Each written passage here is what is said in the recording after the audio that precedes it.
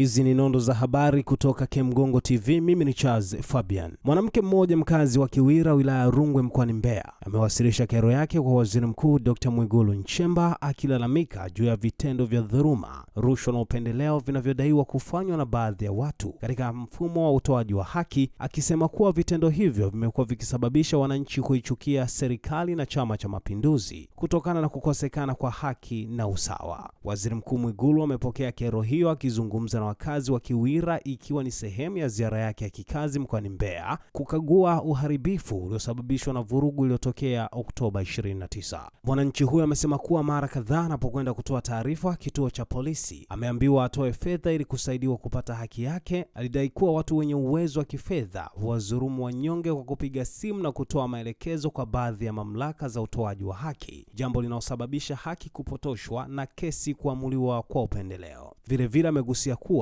Watanzania wanapenda nchi yao, lakini vitendo hivyo vya rushwa, dhuluma, upendeleo vinavyoendelea kuharibu mshikamano wa kitaifa na kujenga chuki baina ya wananchi na serikali. Mimi naitwa Evelyn Brown Mwamakamba.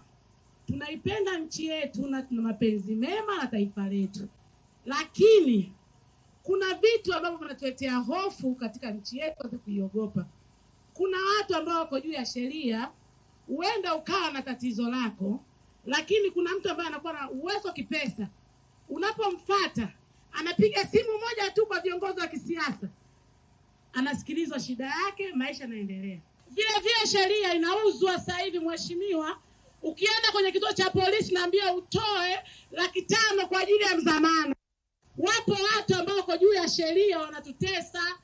Anakuambia, anapiga simu kwa mheshimiwa hakimu, huyo mtu mfungeni asirudi hapa. Kwa hiyo inatengeneza chuki mbele ya taifa letu. Hao watu wapo na wanajulikana, na kuna watu mheshimiwa wanazulumu hizi za watu pakusema nasamea kwako leo, kwa sababu wamejifika ndani ya chama chetu.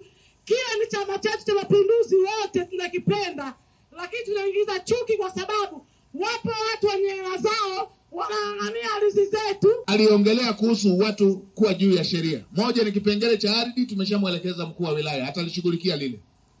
Lakini niwaambieni, si utaratibu wa kimaadili mtu kuelekeza kwamba huyo mfunge.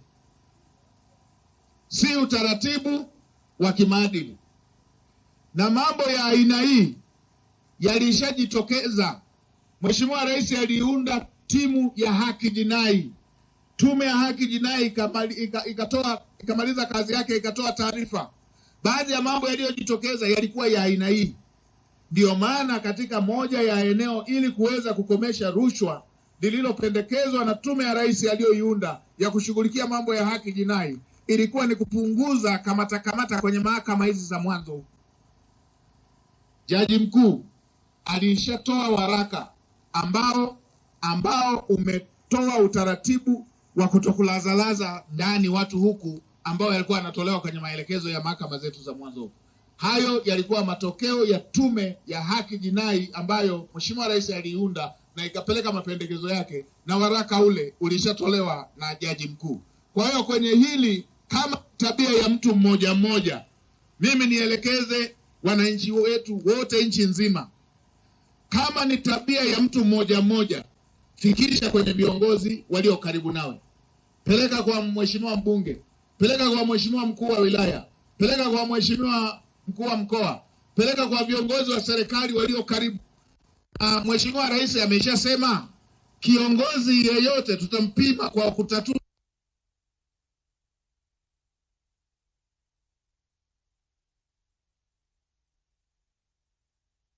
kumbukumbu. Wewe hata ukipeleka kwa wote kama hawajakusikiliza, weka kumbukumbu kwamba nilipita na kwa mtendaji wa kijiji, nikaenda na kwa mtendaji wa kata, nikaenda na kwa mtendaji wa tarafa, nikaenda na wilayani, nikaenda na mkoani. Weka kumbukumbu hiyo. Ukishaiweka, siku tutakapopata hiyo taarifa, kwa sababu nimeshatoa maelekezo kwa wakuu wa mikoa wote, na Mheshimiwa Rais kwenye hili amekuwa wazi kwamba lazima watu wapimwe kwa namna wanavyotekeleza kushughulikia kero za wananchi. Hatujagawa maeneo haya ili watu wapate vyeo. Tumegawa maeneo haya ugatuaji wa madaraka ili watu wapate huduma pale ilipo karibu. Hili nimelisemea sana, zimekuwepo sana maeneo hayo ya watu kufanya hizo danadana. Mtu anapeleka hoja kwenye ofisi, anaambiwa uje kesho. Akienda kesho, anaambiwa uje kesho kutwa. Akienda kesho, akienda wiki ijayo, anauliza hivi ulisemaje? Anaamua kuandaa bango ili siku rais amepita ama makamu wa rais basi aoneshe hata bango. Na hilo bango ananyang'anywa kabla ya viongozi hawajafika. Tumesema haya yakome. Mtu ambaye amegawiwa eneo ashughulikie zile kero, kama zinamzidi umri yeye mwenyewe, kama zinamzidi kimo yeye mwenyewe, azipeleke kwenye ngazi ambayo inatoa majawabu hayo. Kwa hiyo ongozo na kupitia swali hili na maeneo mengine yote, wananchi wafuatilie hilo. Sasa mkuu wa wilaya waambiwe wakumegee na sikio yale walioyasema walikuwa nani wale walioyafanya, alafu mnipe hiyo taarifa.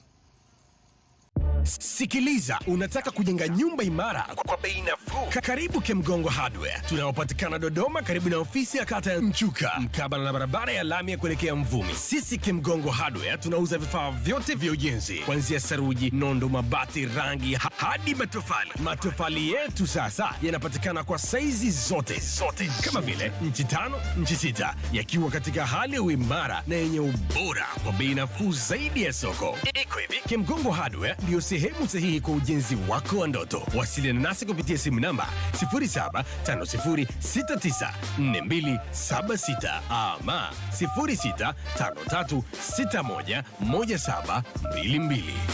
Kemgongo Hardware, karibu ujenge nasi kwa gharama nafuu.